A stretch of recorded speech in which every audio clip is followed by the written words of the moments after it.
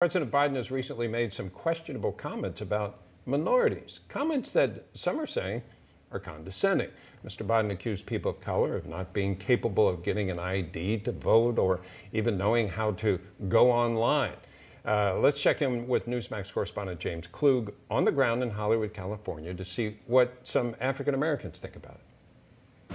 How are we doing, everyone? James Klug here. Joe Biden has made some pretty wild assertions about Black Americans recently. So today, we're in Los Angeles to ask people what they think about his remarks. Politicians recently have made certain assertions about Black Americans. I'm going to ask you some questions related to those assertions. Sound good? Yes, sir. A politician said that voter ID laws is, quote, attempt to repress minority voting. Many people believe that this is implying that Black Americans don't know how to get IDs. Do you guys have an ID? Of course. Do you have an ID? Yes, sir. I do have an ID. As a Black American, was that a challenge for you to obtain? Not at all. You have an ID? Yeah. As a Black American, was that a challenge to obtain that ID? No. I have an ID and a driver's license. Both. No, it wasn't. And I kind of find that offensive to say that, it's that hard for African American to obtain ID. Next one. I got a quote for you right here. Some minorities do not know how to, quote, get online to determine what they need to do to get a vaccine. How are your internet access capabilities? Probably better than the people who said that quote. I know how to get online, I know how to research things. For as the vaccine is concerned, no thank you. We don't have a problem. Is that insulting to say that? Kind of, yes. We got another quote here. Black entrepreneurs are just as capable of succeeding given the chance as white entrepreneurs, but they don't have lawyers and don't have accountants. Are you a business owner? I'm not. If you were a business owner and the business was taking off, would you have an idea of where to go for an accountant or perhaps a lawyer? I would, yeah. I believe so. Yeah. I have a lawyer and an accountant. A business lawyer? It's more of a financial problem for us. Is it a socioeconomic thing more than a skin color thing? Especially if you're coming from poverty, you could say social, yes. If you were to guess on the politicians that's saying this, do you think they're a Republican or do you think they're a Democrat? What are your thoughts? Republican. Republican, yeah. Both. Both? He was a Democrat and he was Biden. He was a Democrat and he was Biden. Okay. She's right. How do you feel about that? I feel that he did what every politician does, lied his way into office. And he said what he wanted to get what he wanted. Joe Biden really needs to take a look at some of his, his tactics and standards. That's how you feel, that's how you feel. That's all I still voted for him. And if he run again, I'll vote for him again. Do you think that him saying that stuff is a bit condescending to Black people? Yeah, it's big time condescending and it's really offensive and it just goes against everything that he put out to the media that he was. It's literally the opposite of that. All right, thank you, James Klug. More race baiting from the left in the Windy City, perhaps? Chicago Mayor Lori Lightfoot and the city's Department of Public Health declaring racism a public health crisis. Mayor Lightfoot and city officials cite a 9.5-year gap, 9.2-year gap in life expectancy increasing between blacks and non-blacks over the past 10 years. At almost every single point in our city's history, racism has taken a devastating toll on the health and well-being of our residents of color, especially those who are Black. The mayor says she will spend $10 million in COVID relief funds to try and close that gap. Joining us now to discuss, former Republican Congressman from New York, Peter King, and Democratic strategist Bill Caruso. Peter, your response to the mayor.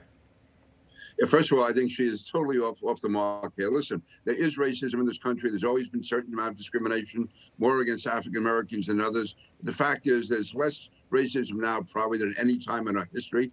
I think this whole thing about us being a systemically racist country is wrong. I mean, one reason why the lifespan in Chicago for African Americans is so short is because of the large homicide rate, which has happened under the last two mayors. And so, no, I think it's wrong. Listen, there's always room for improvement. Improvement has been made. But over the last 10 years, I would say the situation for African Americans has improved dramatically. And yet, if the lifespan is going down in Chicago, I'm not blaming that on any increase in racism. I think the mayor should look at her own strategies. Bill, do you agree?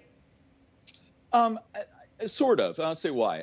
First of all, chasing racism and trying to solve racism is an amorphous, nonsensical term. I mean, we're all trying to end racism. I think most people in America want racism to be over. But this is about health disparities. And there are factual health disparities going on among Black and brown populations, likely in Chicago as well. And Peter's exactly right. And some of this is related to gun violence and violence in the city right now. But let's talk about the health side of this.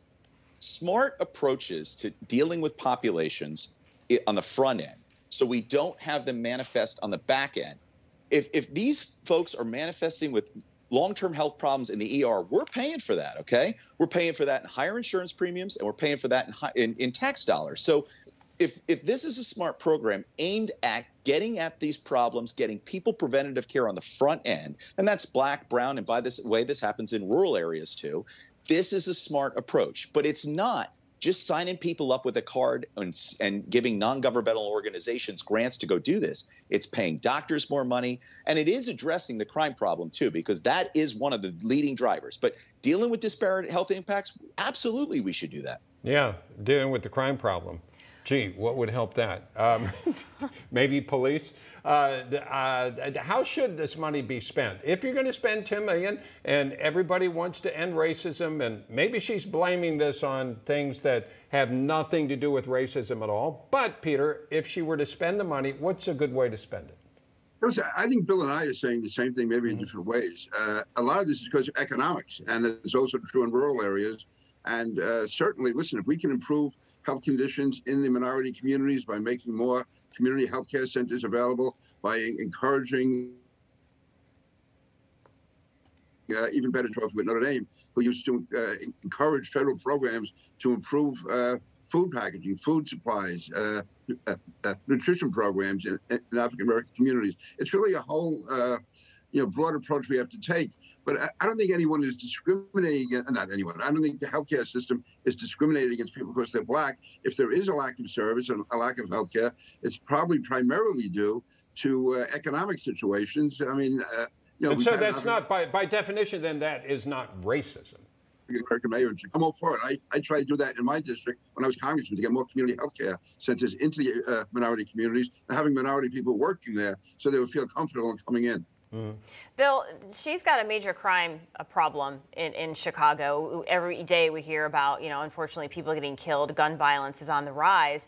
So do you believe that this will help stop that? No. Better policing methods will stop that. Better community policing methods will stop that. Just throwing money at a problem isn't going to solve that. I think this money should be devoted on the healthcare side. If there's healthcare disparities, and by the way, they are healthcare disparities based on race, let's address that. We don't throw our sick out in the street to die in America, right? Like, we know that. But they're going to get care. How are they going to get care? Where are they going to get care? And if they're getting care on the front end, they're going to lead to better outcomes, less expensive outcomes for taxpayers and policyholders that have health insurance. And we're going to have a better society. These folks are going to be able to be gainfully employed. They're going to be contributing. So this is smart policy if it's implemented right. The crime problem, Allison, it's a great question. That comes from not defunding police. That comes from incentivizing good cooperative relationships between the community and police officers. That's what has to happen in that respect. All right. Bill Caruso, Peter King, always great to have you. Thank you for joining us, and have a great weekend.